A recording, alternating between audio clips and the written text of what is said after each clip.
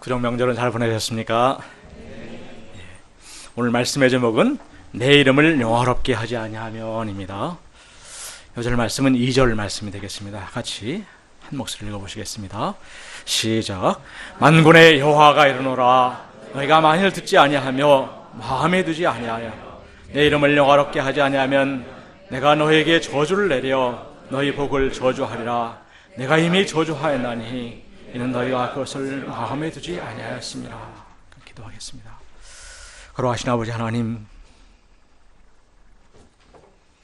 참 크신 주님의 은혜를 받고도 자기 뜻과 자기 욕심을 위해 참 자행자제하며 살아가는 저희를 주께서 참 포기치 않으시고 끝까지 붙드시고 사랑하시는 그 사랑을 인하여 감사합니다. 또 사건을 통하여서 깨닫게 하시고 또 말씀으로 저희를 돌이키기를 원하시는 주님의 그 마음을 인하여 감사합니다. 저희가 참 부족하지만 허물지고 죄악되지만 주님의 그 십자가의 사랑과 그 보혈에 의지하여 주님 앞에 엎드리게 도와주시기를 간절히 기도합니다. 주님의 그 사랑과 그 간절한 심령을 말씀을 통해서 저희들에게 전해주시기를 간절히 기도하고 원합니다. 부장종은 감사하며 우리 예수 받들어 기도했습니다. 아멘. 오늘 말씀에서는 하나님께서 당신께서 세우신 제사장들과 이스라엘 백성들을 정말 심하다 싶을 정도로 책망하고 계십니다. 얼굴에 똥칠을 해버리시겠다. 또 야곱의 장막 가운데서 끊어버리시겠다고 말씀하십니다. 그런데 이렇게 말씀하시는 그 이면에는 하나님의 그 포기치 않는 사랑과 소망이 담겨져 있습니다. 집에서도 자식이 제멋대로 굴고 외박을 하며 마음대로 행동을 해도 만약 사랑이 없다면 또 소망을 끊어버렸다면 아무 말도 하지 않고 그냥 방치해버릴 것입니다. 그러나 대부분의 부모들은 자녀들의 멱살을 잡고 너희놈 죽을래 살래 하며 실갱이를 할 것입니다. 그리고 다시 한 번만 더 그러면 이 다리 몽둥이를 뿌려버릴 거야 막 이렇게 호통을 칠 것입니다. 여기에는 정말 자식이 올바로 잘 되기를 바라는 그 부모의 간절한 마음이 담겨져 있습니다. 말라기 선지자를 통해서 이렇게 하나님께서 그들을 책망하시는 것도 아직도 그들에게 소망을 두시고 그들에게 기회가 있음을 가르쳐주고 있습니다. 저희가 이 시간 말씀 속에 담긴 그 하나님의 애타는 마음과 고통스러운 마음을 느끼고 돌이켜 하나님께서 원하시는 그런 자들로 새롭게 거듭날 수 있기를 간절히 기도합니다. 파트 1, 제사장들 백성들을 책망하시는 하나님. 하나님께서는 백성들보다도 먼저 제사장들을 책망하십니다. 이는 그만큼 지도자, 인도자의 책임이 더 크기 때문입니다. 1절을 보십시오. 너희 제사장들아 이제 너희에게 이같이 명령하노라. 이 명령은 워닝으로서 경고의 말씀입니다. 그 경고의 내용이 바로 2절과 3절입니다. 우리 같이 다시 한번 읽어보시겠습니다. 2절 3절 시작. 만군의 여호와가 이르노라 너희가 만일 듣지 아니하며 마음에 두지 아니하여 내 이름을 영화롭게 하지 아니하면 내가 너희에게 저주를 내려 너희 보기를 저주하리라. 내가 이미 저주하였느니 내가 너희의 자손을 꾸짖을 것이요 똥 곧 너희의 절개의 생의 똥을 너희 얼굴에 바를 것이라. 너희가 그것과 함께 제하여 버림을 당하리라. 만약에 제사장들이 하나님의 그 이름을 영화롭게 하지 않으면 저주를 내려 복들이 다 저주가 되게 하시겠다고 하십니다. 제사장은 그들을 세우신 하나님을 섬기는 자들입니다. 출애굽기 28장에서 하나님께서는 제사장들에게 거룩한 옷을 지어 영화롭고 아름답게 하라고 하셨습니다. 이는 바로 하나님께서 그렇게 거룩하시고 영화로운 분이시기 때문입니다. 그들은 하나님의 말씀을 잘 받아서 백성들에게 전달해야 할 사명이 있었습니다. 그래서 7절에서 하나님의 사자 메신저들이라고 표현하였습니다. 또한 하나님과 백성 사이의 중보자 역할을 해야 했습니다. 세상에서 중매장이가 남자와 여자 측이 각각 무엇을 원하는가, 또 현재 무엇이 걸리고 있는가를 잘 파악해야 중매를 잘 할 수가 있습니다. 마찬가지로 제사장은 백성들의 형편도 잘 알아야겠지만 무엇보다도 하나님이 어떤 분이신지를 잘 알아야만 했습니다. 그래야만 이 하나님께로 그 백성들을 인도할 수가 있습니다. 말라기서에 나타난 하나님은 만군의 여호와이십니다. 천군은 천명의 군사입니다. 만군은 만명의 군사이지만 유대인들에게 있어서 만이라는 개념은 무한한 개념이었습니다. 따라서 이는 무한한 군사를 거느리신 하나님, 능력이 무한하신 하나님으로 모든 왕들 위에 하나님의 심을 드러내고 있습니다. 그래서 영문 성경에는 Lord Almighty로 표현하였습니다. 이 하나님은 그 권능으로 천지 만물을 지으신 창조주가 되시고 온 우주를 당신의 그 뜻대로 다스리시는 주권자가 되십니다. 이 세상을 공의와 사랑으로 다스리시는 거룩하시고 완전하신 하나님이십니다. 하나님께서는 이 하나님을 대적하는 바로와 그의 군사들을 박살을 내버리셨습니다. 먹을 것 입을 것 없는 하나도 없는 그 광야에서 200만의 백성들을 40년 동안 섬세히 돌보시고 먹이셨습니다. 우리가 양들 몇 명만 도우려 해도 얼마나 어렵습니까? 가나안 땅에 그 하늘에 닿은 성벽들을 무너뜨리시고 철병거로 무장하고 안악 자손들이 지키고 있던 그 가나안을 무찌르시고 그 땅을 이스라엘에게 주셨습니다. 짧은 4장으로 구성된 이 말라기서에는 이 호칭을 무려 24번이나 사용하고 있습니다. 거의 한 절 걸러서 나온다고 해도 과언이 아닙니다. 이는 이런 하나님을 제발 좀 알아다오 하시는 그 하나님의 마음이 담겨져 있습니다. 뿐만 아니라 수백 년 동안 노예 근성에 찌들은 그들을, 소망 없는 그들을 일방적으로 사랑하시고 거룩한 계명의 말씀과 법도들을 주시고 제사장 나라여 거룩한 백성으로 축복하셨습니다. 그리고 하나님의 보배로운 소유로 삼아주셨습니다. 따라서 제사장들은 이 하나님을 사랑하고 경외하여야 마땅했습니다. 그러나 그들은 2절 말씀과 같이 하나님의 말씀을 듣지 않았습니다. 하나님의 말씀을 그 마음에 두지 아니하여 했습니다. 2절에 보면 마음에 두지 아니하여, 마음에 두지 아니하였습니다 라고 2번이나 반복됩니다. 이는 그들의 근본 문제가 하나님의 말씀을 그 마음에 두지 아니한 것임을 말해주고 있습니다. 그 마음에 하나님의 말씀이 없다는 것은 곧 그 마음에 하나님이 없다는 것을 말해주고 있습니다. 그러면 그들의 마음에 무엇이 있었을까요? 아마도 그들의 마음에는 현실 문제가 가득했던 것 같습니다. 포로에서 돌아와 성전을 지었고 성벽을 완성하였지만 이전에 솔로몬의 성전에 비하면 너무나도 초라하였습니다. 그래서 학개서 2장 3절에서는 이 성전의 이전 영광을 본 자가 누구냐? 이제 이것이 너에게 어떻게 보이느냐? 이것이 너희 눈에 보잘것 없지 아니하냐? 이렇게 말하고 있습니다. 그리고 현실이 어렵고 나아질 기미가 보이지 않자 그들은 잘 나가는 것처럼 보이는 주변 나라들을 부러워하였습니다. 그들과 외교 관계를 맺고 사돈 관계를 맺으면 정치, 외교, 경제적으로 큰 도움을 받을 수 있을 것 같았습니다. 마음의 현실 문제가 크게 중심에 자리 잡자 하나님을 섬기는 것이 귀찮아졌습니다. 이 도움도 안 되는데 왜 제사를 드려야 돼? 라는 생각. 또 그러나 안 드리면 안 될 것 같은 의무감에 그들은 제사를 드리면서도 코웃음을 쳤다고 1장 13절은 말하고 있습니다. 백성들도 자기 소유물 중에서 제일 하찮은 것, 곧 짐승들 중에서 병들어 죽어가는 것들을, 다리를 저는 것들을 하나님께 제물로 들고 나왔습니다. 제사장들은 이를 책망해야 했지만 그렇게 하면 그것마저도 안 가져올까 봐, 그러면 자기들의 그 생계가 끊어질까 봐 이를 두려워하였습니다. 주변 나라들로부터 조공을 받을 정도로 그렇게 강대국이었던 다윗 왕국이 이렇게까지 비참하게 된 것은 근본적으로 그들이 하나님을 떠난 죄악 때문이라는 것을 그들은 깨달아야 했습니다. 우리가 지난해 배운 것처럼 하나님께서는 이미 신명기 말씀을 통해서 아주 세세하게 다 가르쳐 주셨습니다. 9절 상반절을 보십시오. 너희가 내 길을 지키지 아니하고 율법을 행할 때에 사람에게 치우치게 하였으므로. 제사장들은 그 하나님의 공의를 따라 백성들을 다스려야 했지만 그들은 사람에게 치우치게 행하였습니다. 가난하고 힘없는 자들, 그런 자들이 권력자들과 재력가들에게 학대와 고통을 당해도 그들을 외면하고 오히려 가진 자들의 편을 들었습니다. 요즘에 베테랑이나 검사 외전과 같은 영화들이 대박을 터뜨리는 것도 이 시대의 사람들이 그만큼 그 정의에 목말라 있기 때문일 것입니다. 이렇게 하나님의 제사장들이 세상을 부러워하며 세속화되고 세상에 주눅이 들었을 때 자연히 하나님의 그 이름이 땅에 떨어지게 되었습니다. 백성들도 하나님을 그 페르시아의 총독만도 못하게 생각하였습니다. 하나님의 그 얼굴에 먹칠을 한 것입니다. 이런 그들을 하나님께서는 저주를 내려 그들에게 내렸던 복이 저주가 되게 하시겠다고 하십니다. 3절을 보십시오. 보라, 내가 너희의 자손을 꾸짖을 것이요 똥 곧 너희 절기의 희생의 똥을 너희 얼굴에 바를 것이라. 너희가 그것과 함께 제하여 버림을 당하리라. 첫째로 하나님께서는 자손을 꾸짖으시겠다고 하십니다.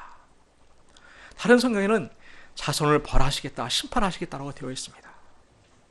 예나 지금이나 부모에게 가장 가슴 아픈 것은 자식들이 잘못되고 고통하는 것입니다. 사무엘서의 엘리 제사장을 보십시오. 그는 하나님보다도 자식들을 더 귀하게 여겼습니다.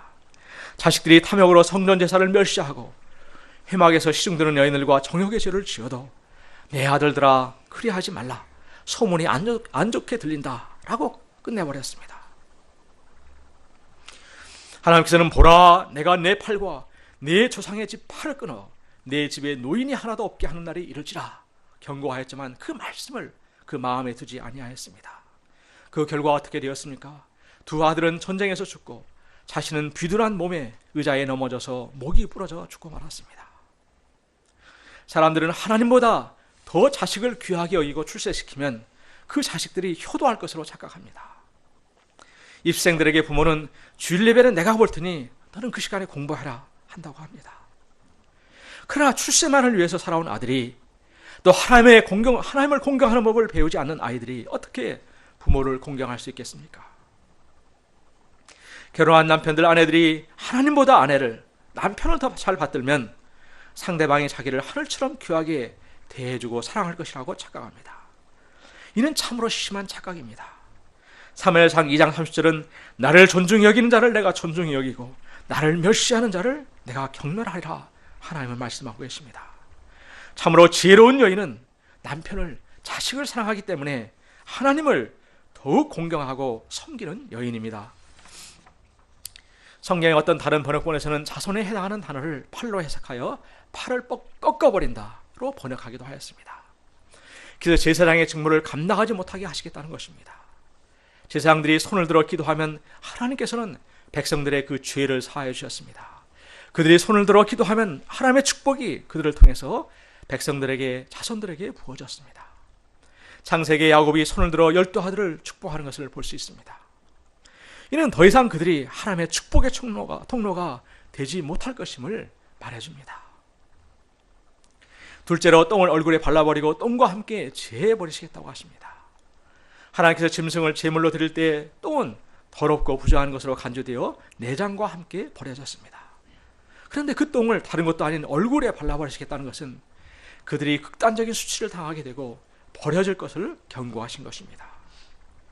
저주하려 하시고 이어서 바로 이미 저주하였나니 말씀하신 것은 지금 당장 속히 돌이키지 않으면 이 저주가 바로 현실 가운데서 생생하게 일어나고 있을 것임을 말씀하신 것입니다. 사울은 처음 사무엘로부터 이스라엘 초대 왕이 될 것이라는 말씀을 들었을 때 자기는 12지파 중 그 베냐민 지파로서 가장 작은 지파고 또 자기 집안은 베냐민 지파 중에서 가장 미약한데 그런 출신 내가 왕이 되다니요, 당신이 어찌하여 이같이 말씀하십니까? 라고 하던 자였습니다. 그러던 그가 하나님의 도우심으로 전쟁에서 연전연승하고 왕권의 기반이 놓이게 되자 그 중심에 자기가 높아지게 되었습니다. 아말렉을 진멸하라는 그 하나님의 명령에 자기 생각을 넣어서 적당히 순종함으로 하나님의 말씀에 불순종하였습니다. 자기를 위하여 기념비를 세웠습니다. 사무엘상 15장 30절을 보면 내가 범죄하였을지라도 이제 청하옵나니 내 백성의 장로들 앞과 이스라엘 앞에서 자기를 높여달라고 간청하고 있습니다. 그는 하나님을 의식하기보다는 백성들과 장로들을 더 의식하며 살아가고 있었던 것입니다. 그 마음의 중심에서 하나님은 밀려나 버렸고 자기와 세상이 자리 잡고 있었음을 잘 보여줍니다. 그가 하나님을 버리자 하나님도 그를 버리셨습니다. 악령에 시달려 고통하다가 마지막에는 자기가 쫓아낸 그 무당 여인을 변장하고 찾아가서 도움을 구하는 비참한 지경에 이르게 되었고 결국 원수 블레셋의 손에 아들과 함께 최후를 맞게 되었습니다. 반면에 이러한 사울의 죽음의 소식을 들은 다윗의 반응이 어떠했습니까? 그렇게 악착같이 자기를 죽이고자 한 사울이었기 때문에 정말 감사하다 하거나 최소한 이제는 살았구나 이렇게 말할 것 같습니다. 그런데 그는 사무엘하 1장 19, 20절에서 이렇게 조가를 부어 지어 불렀습니다. 우리 같이 한번 읽어봅시다. 시작.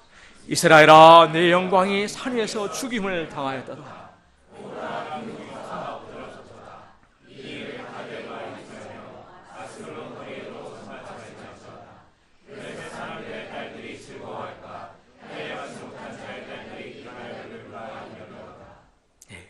가드나 아스글론은 블레셋 땅입니다. 그는 이스라엘의 영광, 하나님의 영광을 생각하였습니다. 그는 사울 왕의 죽음으로 인하여 할례받지 않은 이방인들과 그들의 딸이 즐거워하고 승리의 노래를 부를까, 또 그래서 하나님의 영광이 땅에 떨어지지 않을까 염려하였습니다. 이는 다윗의 그 중심에 하나님이 계셨기 때문에 이 모든 것을 자신이 아니라 하나님과 그 하나님의 마음으로 바라보고 행동한 것입니다. 이후에 사무엘하 2장 1절에 보면 그 후에 다윗이 여호와께 여쭈어 아뢰되 내가 유다 한 성읍으로 올라가리까 묻고 올라가리라 하니까 어디로 가리까 또다시 묻고 묻는 것을 볼 수가 있습니다. 그는 이미 사무엘로부터 부음을 받았고 사울과 요나단의 죽음으로 충분히 왕이 될 자격이 있었는데도 하나님께 겸손히 묻고 물으며 하나님의 인도하심을 구하였습니다. 자기 자신의 뜻이 앞서 나가지 않고자 한 것입니다. 그는 참으로 하나님의 사람이었습니다. 사도행전 13장 22절은 이런 다윗을 하나님의 마음에 맞는 사람이라고 표현하였습니다. 이런 다윗을 통해 하나님의 그 영광이 드러나고 하나님의 이름이 영화롭게 되었습니다. 운동을 주특기로 하는 선수들의 간절한 소망은 그 가슴에 태극마크를 다는 것입니다. 가슴에 태극마크를 다는 그 순간 그는 한 개인이 아니라 대한민국을 대표하는 영광스러운 사람이 됩니다. 김연아 선수가 프리스케이팅과 쇼트 프로그램에서 최고 점수를 받고 시상대의 맨 높은 곳에 밴쿠버 올림픽에서 올라갔습니다. 전 세계 수십억이 바라보고 있는 가운데 동해물과 백두산이 하며 애국가가 울려 펴졌습니다. 온 국민이 감동하고 우리나라를 자랑스러워하였습니다. 세계 만방 가운데 대한민국의 위상과 영광을 드높인 것입니다. 연하 선수에게 태극마크를 달아준 것은 국가를 대표하는 선수로서 이렇게 대한민국의 이름을 높이라고 달아준 것입니다. 반대로 2014년 아시안게임에 참여한 한 일본 수영선수가 한국 취재기자의 카메라를 훔쳤습니다. 이 소식을 접한 모든 사람들이 어떻게 반응했습니까? 에이 찌질한 놈들 라고 혀를 찼습니다. 한마디로 나라 망신, 개망신을 시킨 것입니다. 예수님을 믿고 영접한 우리는 학교에서, 직장에서, 가정에서 더 이상 단순한 개인이 아닙니다. 베드로전서 2장 9절은 그러나 너희는 택하신 족속이요 왕같은 제사장들이요 라고 말하고 있습니다. 우리는 하나님께서 직접 택하시고 왕같은 제사장들로 부름을 입은 자들입니다. 그 많고 많은 민족들 중에서 또 수천 개의 교회 중에서 말씀을 배우고 가르칠 수 있는 이곳으로 인도하신 것은 참으로 하나님의 특별하신 뜻이 있습니다. 참다운 말씀에 진리가 없고 말씀이 희귀한 이 시대 가운데 하나님의 그 말씀으로 하나님을 영화롭게 하라는 것입니다. 따라서 목자로서 성경선생으로서 나의 말 한마디, 나의 행동 하나하나를 통해서 하나님의 영광이 드러날 수도 있고 하나님의 이름에 먹칠을 할 수도 있습니다. 이 직분을 잘 감당할 때 파멸로 가던 한 생명이 살아나게 됩니다. 이는 세상 그 무엇과도 바꿀 수 없는 가장 고귀한 직분이요 하나님의 그 살아계심과 영광을 잘 드러낼 수 있는 그런 직분입니다. 이렇게 중요한 만큼 그 책임이 막중하다고 할 수 있습니다. 이를 볼 때 그저 내 감정대로, 내키는 대로 행동할 수가 없습니다. 다시 한번 점검하고 중심으로부터 하나님을 찾고 의지하고 행동할 수 있기를 기도합니다. 10절에서부터는 백성들의 죄악을 지적합니다. 이스라엘 백성들은 한 아버지신 하나님 아래에 한 형제요 한 자매와 같았습니다. 10절을 보십시오. 우리 같이 한번 읽어보시겠습니다. 시작. 우리는 한 아버지를 가지지 아니하였느냐, 한 하나님을 지으신 바가 아니냐, 어찌하여 각 사람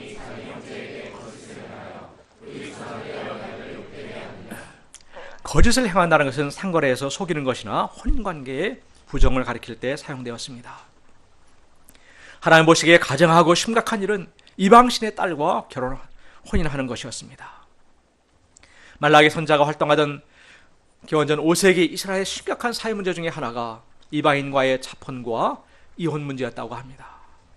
11절을 보십시오. 유다는 거짓을 행하였고 이스라엘과 예루살렘 중에서는 가정한 일을 행하였으며 유다는 여호와께서 사랑하시는 그 성결을 욕되게 하여 이방신의 딸과 결혼하였으니, 당시 고대 사회가 우상들을 신으로 섬기는 사회였기 때문에 이방 여자를 이방신의 딸이라고 표현한 것입니다.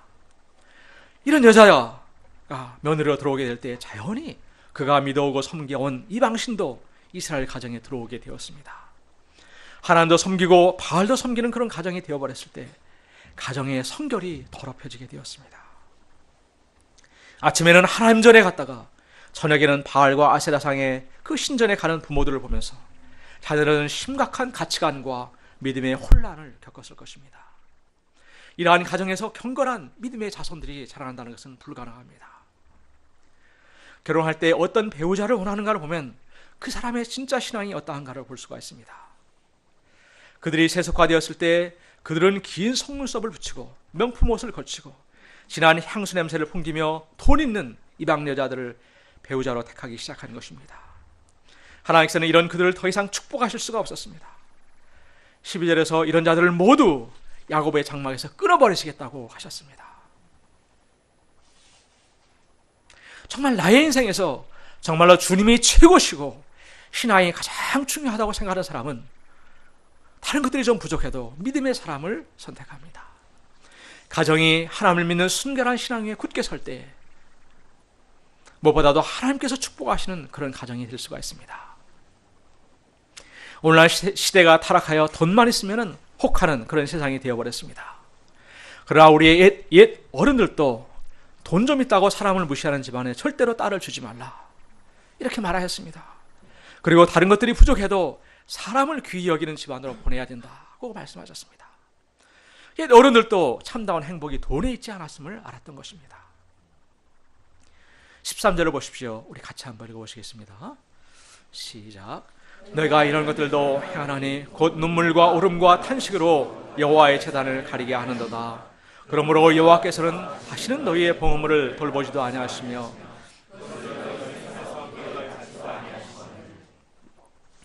이후의 내용을 참조해 볼 때 이 눈물과 울음과 탄식은 이혼당한 아내들, 학대당하는 아내들이 흘리는 것입니다.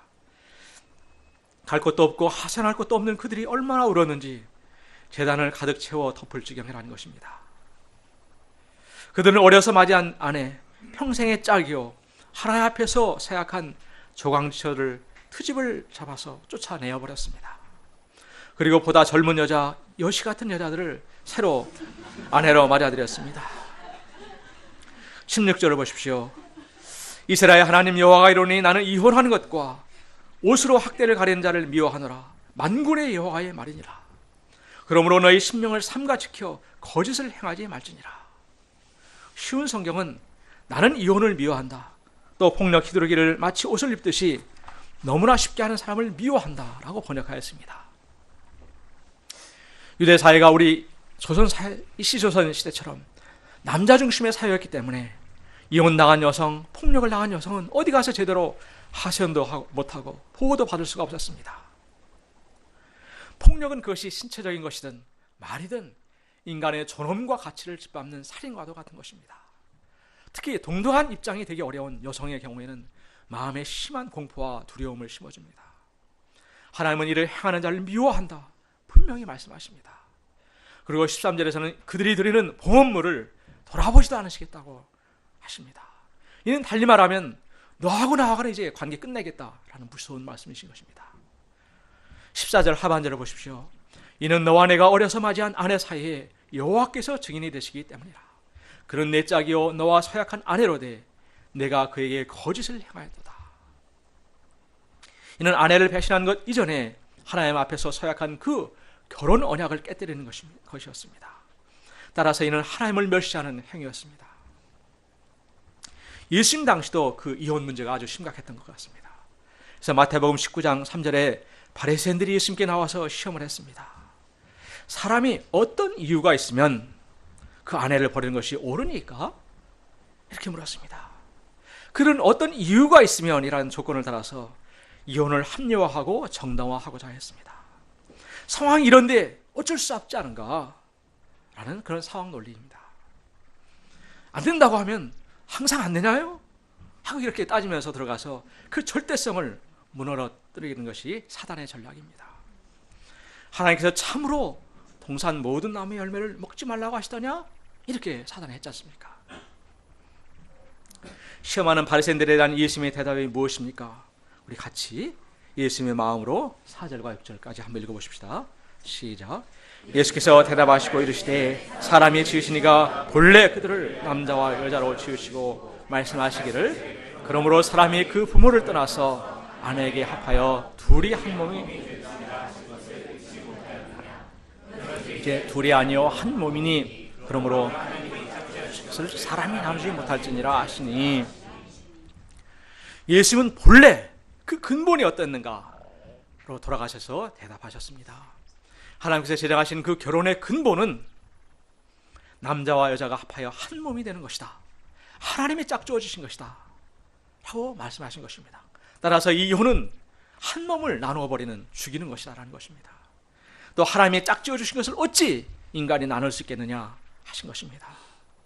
저희가 죄가 휩쓸어가는 이 거센 세상의 탕류 속에서 하나님께서 세우신 이 거룩한 하우스 처치를 잘 지켜갈 수 있기를 기도합니다. 파트 레이 언약으로 돌아가자. 그러면 이스라엘이 또 우리가 어떻게 하나님을 영화롭게 할 수 있을까요? 어떻게 다시 하나님의 그 축복된 백성이 될 수 있습니까? 4절 5절을 보십시오. 만군의 여호와가 이르노라, 내가 이 명령을 너희에게 내린 것은 레위와 세운 나의 언약이 항상 있게 하려 함인 줄을 너희가 알리라. 레위와 세운 나의 언약은 생명과 평강의 언약이라. 내가 이것을 그에게 준 것은 그로 경외하게 하려 함이라. 그가 나를 경외하고 내 이름을 두려워하였으며. 하나님께서 이 말씀을 주신 배경은 민수기 25장입니다. 가나안으로 진격하기 전 그들이 시드미에 있을 때 발락은 하나님의 백성인 이 이스라엘을 외부의 힘으로 저주할 수가 없음을 깨닫게 되었습니다. 그리고는 이스라엘이 이제는 스스로 타락함으로 하나님의 저주를 받도록 작전을 바꾸었습니다. 그래서 모압 여인들은 이스라엘 남자들을 자기들의 우상 제사에 초청하였습니다. 부담 갖지 말고 와서 한 번만 딱 구경해 보세요. 이렇게 초청했습니다. 그들이 한 발을 들여놓자 요란한 음악과 춤과 함께 포도주를 잔뜩 먹여서 그들을 취하게 만들었습니다. 그리고 같이 절하게 만들고 마지막에는 그곳 여인들과 음행을 하도록 하였습니다. 이 일에 수령들이 앞장서자 그 세력들이 무섭게 이스라엘 가운데 퍼져나갔습니다. 하나님께서는 진노하시고 그들을 연병으로, 전염병으로 치셨습니다. 24,000명이 죽어나갔습니다. 하나님께서는 그들에게 그의 가담한 자들, 수령들을 목매어 달라고 하셨습니다. 딱 한 번만 참석해 보세요. 한 번만 구경해 보세요. 딱 한 잔만 먹어보세요. 이것이 참으로 무서운 유혹인 것입니다. 이스라엘 온 회중이 회막문에서 울고 있을 때 시므리라는 남자가 모든 사람의 눈을 아랑곳하지도 않고 한 미디안 여자를 이끌어 자기 막사로 들어가는 것이었습니다. 그러니 하나님의 징계와 심판 앞에서도 하나님을 두려워할 줄 몰랐습니다. 이때 제사장 아론의 손자 엘리아스를 피느하스가 회중 가운데 일어나 창을 빼앗들었습니다. 그리고 쫓아 들어가서 그 두 사람의 배를 창으로 꿰뚫어 버렸습니다. 그들의 피가 지면에 쏟아져 퍼져나가자 그 무섭게 퍼져가던 전염병들이 놀랍게도 그치고 이스라엘의 그 진멸의 위기에서 벗어나게 되었습니다. 하나님께서 이때 모세를 통해서 이 비느하스를 축복하셨습니다. 우리 같이 한번 읽어볼까요? 시작. 내가 내 질투심으로 질투하여 이스라엘 자손 중에서 내 노를 돌이켜 내 질투심으로 그들을 소멸하지 않게 하셨도다. 그와 그의 후손에게 영원한 제사의 직분의 언약이라. 하나님께서는 비느하스가 내 질투심으로 질투하여 그들을 죽였다고 말합니다. 일편단심으로 모든 것을 다 바쳐 사랑하고 돌보아온 그 아내가 눈앞에서 여간 남자와 떠나갈 때 남편의 눈에서는 질투의 불꽃이 일어날 것입니다. 그 배신의 아픔과 쓰라림으로 견딜 수가 없을 것입니다. 하나님의 그 이스라엘을 향한 마음이 그와 같았고 비느하스가 이를 똑같이 느꼈을 때 그는 분연히 일어나는 것입니다. 이러한 비느하스의 행동에 감동을 받은 하나님은 그의 후손들에게 영광스러운 제사장의 직분을 주셨습니다. 이 시대는 참으로 영육간의 음란한 시대가 되었습니다. 교회에서도 성범죄가 일어나고 결혼의 절대 진리가 희미해져 가고 있습니다.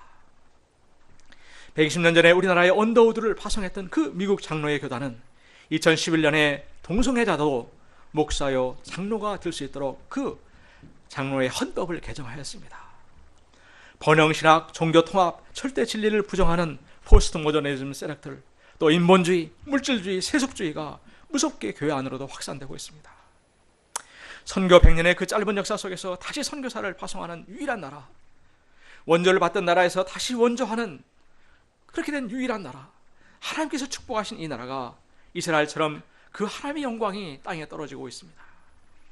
하나님께서 주신 그 축복들이 저주가 되고 그 하나님의 진노가 이미 쏟아지고 있는지도 모릅니다. 목사님들, 지도자들, 목자들을 위해서 깨어 기도해야 하겠습니다. 남을 비난하기에 앞서 내 자신이 먼저 하나님 앞에서 영적인 순결을 지키기 위하여서, 또 죄와 싸우기 위해서 결연히 비나스처럼 일어나야 할 것입니다. 그것만이 하나님의 진노를 그치게 하는 길입니다. 나와 후손들과 이 이웃들, 또 이 나라가 사는 유일한 길입니다. 특별히 내가 먼저 하나님의 이름을 영화롭게 하는 거룩한 제사장이 되고자, 또 우리 가정이 하나님을 영화롭게 하는 가정이 될 수 있도록 결단해야 합니다. 요절은 2절에서는 그 마음에 두고 하나님을 영화롭게 한다는 것을 영어 성경들에서는 resolve to, make up your mind to, set your heart to honor로 표현하고 있습니다. 모두 마음으로 결심해야 됨을 말하고 있습니다. 머리로만 끄덕끄덕하고 마음으로 결단하지 않으면 셰익스피어 비극의 그 햄릿처럼 평생 우유부단한 자요, 얼굴에 똥칠을 당하고 내버려지는 그런 비참한 자가 될 수밖에 없습니다.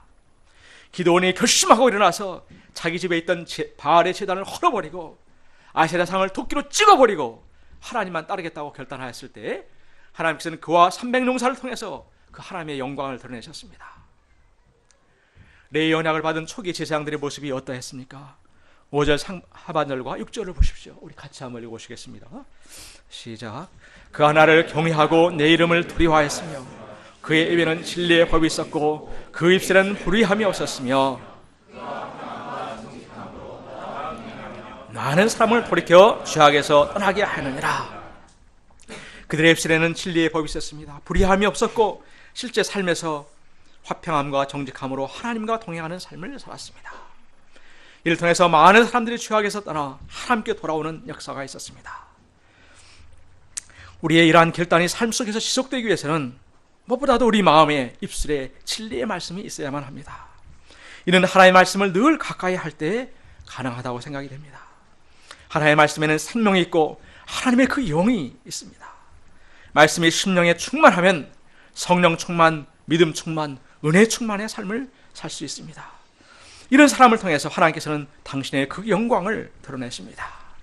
저는 말씀을 준비하면서 제 자신이 얼마나 하나님을 영화롭게 하지 못한 죄인 중에 죄인인가 발견하게 됩니다.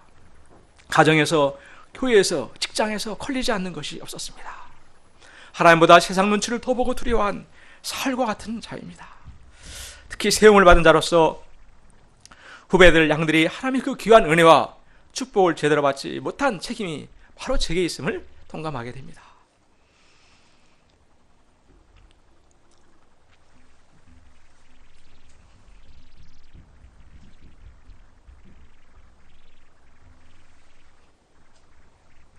참으로 제가 똥칠을 당하고 버려도 할 말이 없는 자입니다.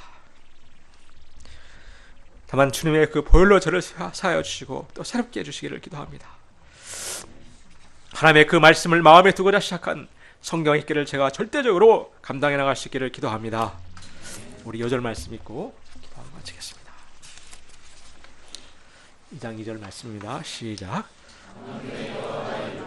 너희가 만일 듣지 않으며 마음에 두지 아니하여 내 일을 내가 너에게 저주를 내려 너의 복을 저주하리라. 내가 이미 저주하였나니 이는 너희가 그것을 마음에 두지 아니하였습니다. 거룩하신 아버지 하나님, 하나님의 저주와 심판을 받아 마땅한 저희를 긍휼히 여겨 주시옵소서.